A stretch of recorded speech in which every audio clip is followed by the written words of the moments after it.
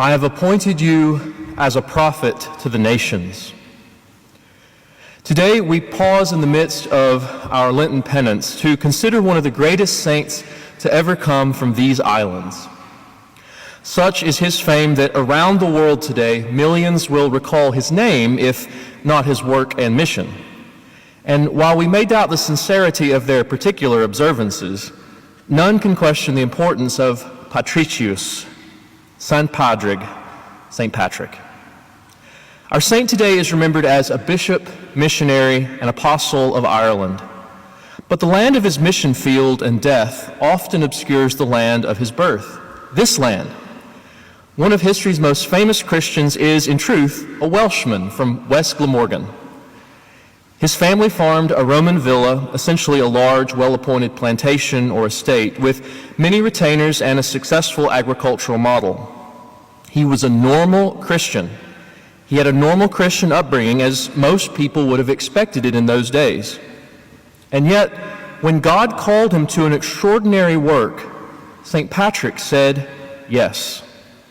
You know the story. He was kidnapped by Irish pirates during a raid up the River Neath, taken across the Irish Sea and enslaved for years, knew his calling from God, escaped enslavement only to seek seminary and ordination in Roman France, ordained a priest, a bishop, and then that extraordinary moment when he lands with his collaborators on the pagan island upon which he had suffered so much. The story sings to hearts because of the steadfast courage and the stalwart faith St. Patrick must have had. He battled pagan druids and taught the Irish people the nature of God as the most holy Trinity. By God's grace, the gospel triumphed, as it always does when preached with integrity and in its fullness. And by the time of the saint's death, the Irish were on their way to being Christian for the next millennium and a half. But now we see that not only Ireland, but Patrick's own Britain has a new birth of paganism. Men and women whose ancestors built some of history's greatest churches now labor in darkness and despair, materialism, sensuality, and secularism.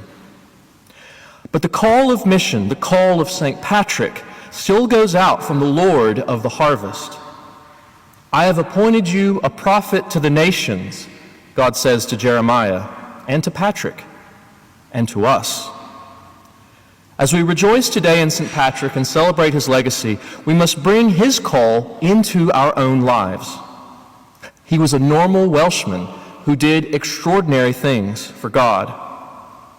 God may not be calling you to evangelize Ireland, but at your confirmation, God appointed you a prophet to the nations.